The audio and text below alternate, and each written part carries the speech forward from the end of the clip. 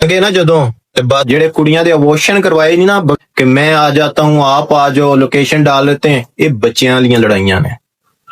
ठीक है, ये बच्चियां वालियां लड़ाइयां ने कि तू आ जा ते ये आ जा। साडा इन्ना क सिस्टम है कि सानू किधरे जान की जरूरत कोई नहीं गी।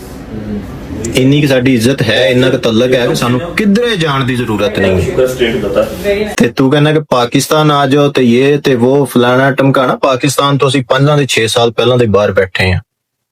तेरे तरह हुन पैसा नहीं नचा नचा के हुन पैसा नहीं आया कि भी हुन ट्रिप करते फिरदे होइए बाहर दे। बिस्मिल्लाहिर्रहमानिर्रहीम, अस्सलाम वालेकुम। जैसा कि आप सबको पता है कि रजब भट्ट ने शहजाद भट्टी की फायरिंग का जवाब दे दिया था और बोला था कि मुझे एक टाइम दो, तुम भी आ जाओ मैं भी आ जाओ, दुबई हो पाकिस्तान हो, अकेले मिलते हैं, उसके बाद पता चल जाएगा कि तिलों में किसके ज़्यादा दम है। और शहजाद भट्टी ने भी अब जवाब दे दिया और शहजाद भट्टी ने यह बोला है कि 25 तारीख को पाकिस्तान आ जाओ, 25 तारीख को मैं तुम्हें टाइम देता हूं, पाकिस्तान पहुंच जाओ, फिर मैं देख लूंगा तुम क्या करते हो। और अगर तुम पाकिस्तान ना आए तो उसके बाद जब भी तुम पाकिस्तान जाओगे तुम्हारी खैर नहीं है। और मैंने जो ये फायरिंग कराई थी घर के ऊपर, ये सिर्फ एक वार्निंग थी, ये एक अलर्ट था और मुझे पता था घर के अंदर कौन है। वो जो गुजर है 20,000 का मुलाजम है, मैं नहीं चाहूँगा कि मैं उसको मारूं या उसके साथ मैं कोई हरकत करूं, लेकिन अब मैं तुम्हें नहीं छोड़ूंगा। शहजाद भट्टी ने खुल्लम खुल्ला ये बात बोल दी है कि अब अगर तुम बदमाशी कर रहे हो तो मैं तुम्हें नहीं छोड़ूंगा। व्यूअर्स, सारी कंट्रोवर्सी का आप लोगों को पता है, लेकिन शहजाद भट्टी अब गुस्से में आ गए और शहजाद भट्टी ये बोल रहा है कि अब मैंने नहीं छोड़ना, किसी किस्म की मैंने माफ़ी नहीं देनी। मुझे कोई भी मिला, कोई कज़न मिला, पहले भी बोल चुका था, मुझे तुम्हारा कोई कज़न मिला, कोई दोस्त मिला, जो भी मिला मैं नहीं छोड़ूंगा। और अब 25 तारीख का टाइम है, अगर तुम इतने फन्ने खान बनते हो तो तुम 25 तारीख को पाकिस्तान आ जाओ। मैं 7 साल से पाकिस्तान से बाहर हूँ, मैं तुम्हारी वजह से बाहर नहीं हूँ। तुम डर के जब पाकिस्तान में थे तो उस टाइम पे तुम खामोश थे, लेकिन जैसे ही तुमने पाकिस्तान छोड़ा उसके बाद तुमने बदमाशी स्टार्ट कर दी है। तो फिर से कंट्रोवर्सी बढ़ती जा रही है। शहजाद भट्टी जिसने फायरिंग भी कराई थी, उसके बाद फिर रजब भट्ट ने जवाब भी दे दिया था। शहजाद भट्टी का दोबारा जवाब आ जाता है, साथ वो बोलता है मैं 4-5 दिन मेरे दोस्त हैं, मैं बिजी हूँ। तो व्यूअर्स, कंट्रोवर्सी बढ़ रही है, लड़ाई झगड़े बढ़ रहे हैं, ये बात फायरिंग तक पहुंच चुकी थी। बड़ी कोशिश की हमने कि ये मामला थम जाए, लेकिन ये मामला अब बढ़ चुका है, इसमें और भी काफ़ी ज़्यादा बंदे इन्वॉल्व हो चुके हैं। साथ ही साथ शहजाद भट्टी ने ये बात बोली है कि तुम मुझे जिससे फ़ोने करवाते हो मुझे करवाओ, मुझे कोई फ़र्क नहीं पड़ता। और साथ ये भी बोला कि मैं तुम्हारी चैट आउट कर दूंगा, तुम्हारी चैट है मेरे पास, कोई अबॉर्शन वाली बातें उन्होंने की हैं, कोई लड़कियों के साथ बातें उसने की हैं। तो मामलात यहाँ पे ख़राब अब हो चुके हैं। ये मामलात पहले तो लग रहा था कि रजब भट्ट जैसे ही पाकिस्तान से बाहर गया मामलात ख़त्म हो जाएंगे, बट ये मामलात ख़त्म नहीं हुए।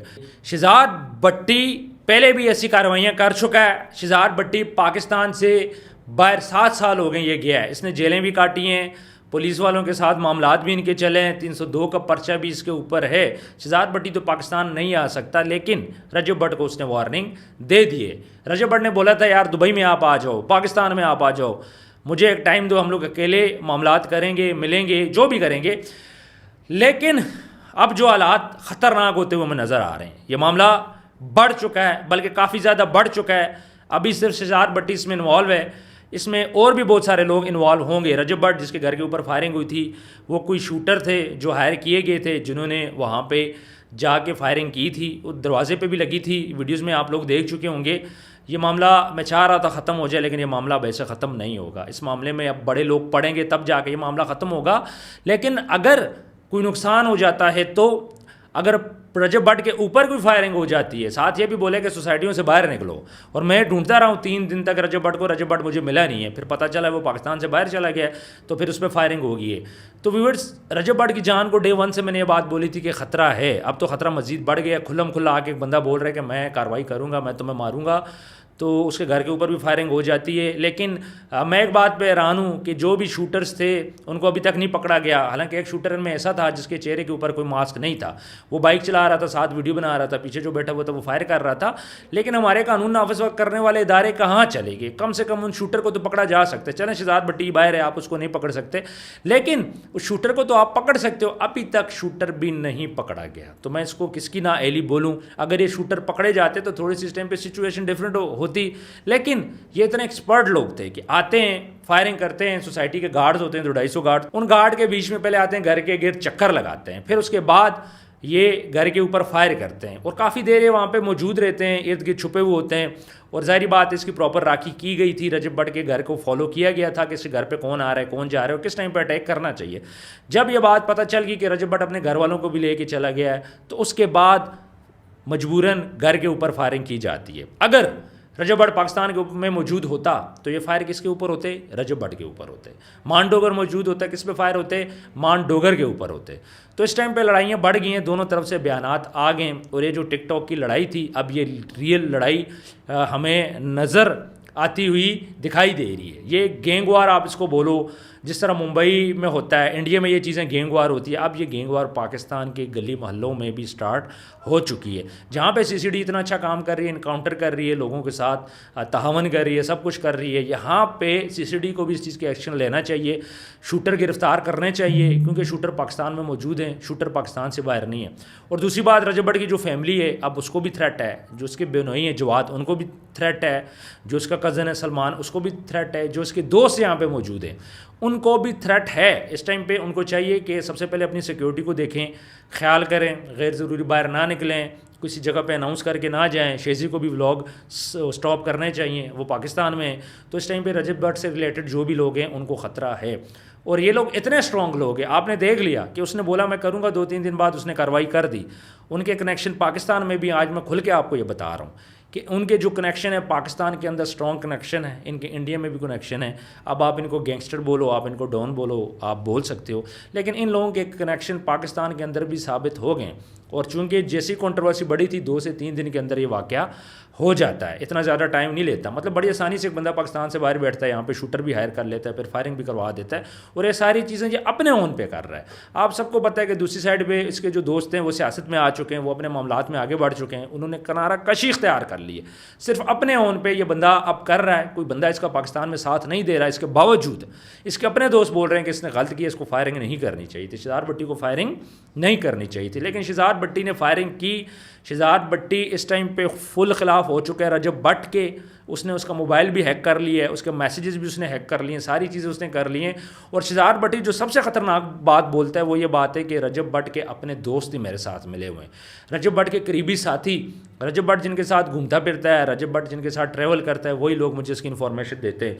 तो ये देख लें, बड़ी ख़तरनाक सी बात है। जब घर के बैदी लंका डाएँ तो फिर आप देख लें अब ये कौन इन्फॉर्मेशन दे रहा है, ये तो रजब भट्ट को ही पता होगा।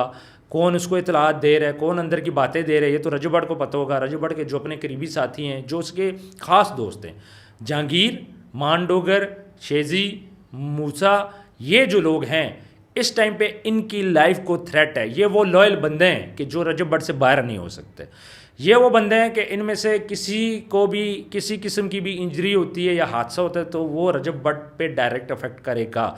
ये सारे दोस्त, इन सब में एक दूसरे की जान है। तो शहजाद भट्टी को इस बात का पता है कि इसके किसी दोस्त के ऊपर भी मैं कार्रवाई करूंगा तो रजब भट्ट ही हर्ट होगा।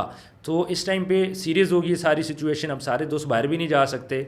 अब रजब भट्ट अगली क्या स्टेप लेते हैं, लेकिन यहाँ पे अब किस किस को रजब भट्ट बाहर लेके जाएगा, उसका बेनोई है, वो भी सामने, उसकी भी लाइफ को थ्रेट है। रजब भट्ट से रिलेटेड जो भी उसके रिश्तेदार हैं उनको इस टाइम पे थ्रेट है। तो रजब भट्ट ने बयान तो दे दिया, लेकिन इस बयान का कितना नेगेटिव इम्पैक्ट आएगा, इससे पहले रजब भट्ट ने बयान नहीं दिया था तो उसके घर पे फायरिंग हुई है। अब जब उसने खुद बयान दे दिया तो अब इसका कितना इम्पैक्ट आएगा ये सोचने वाली बात है। अब रजब भट्ट को बयान देना चाहिए था या फिर नहीं देना चाहिए था, तो मेरा ख्याल है कि रजब भट्ट को बयान नहीं देना चाहिए था।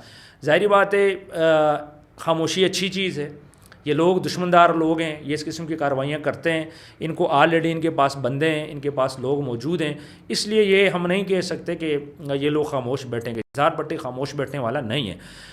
और सबसे बड़ा मैं कहूँगा अलमिया कि FIR में नामालूम बंदे लिखवाए जाते हैं और शहजाद भट्टी आके बोलते हैं हाँ ये मैंने करवाया। मैंने तो पहले ही आप लोगों को बोल दिया था कि शहजाद भट्टी की ये हरकत है, शहजाद भट्टी ने ये सब कुछ करवाया है। और चूंकि हालात पहले ऐसे चल रहे थे, शहजाद भट्टी से मेरी पहले भी बात हुई थी तो उसने बोला मैं ये चीज़ करूँगा।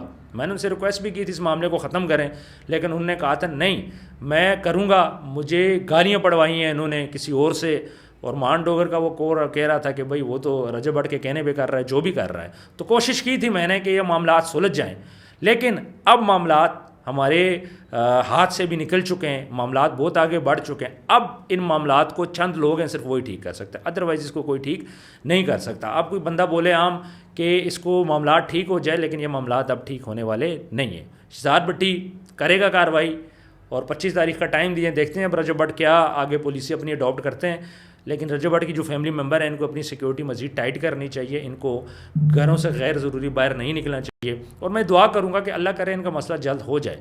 अगर ये मसला इसी तरह बढ़ता गया तो फिर मज़ीद नुकसान होगा। माजी में भी हमने देखा इब्रार इबी शमशेर भट्टी का मसला हुआ, उसमें शमशेर भट्टी की ज़िंदगी अल्लाह की तरफ से बच गई, वरना इब्रार इबी ने अपनी तरफ से पूरी कोशिश की थी और वो भी गालियों वाला मामला था।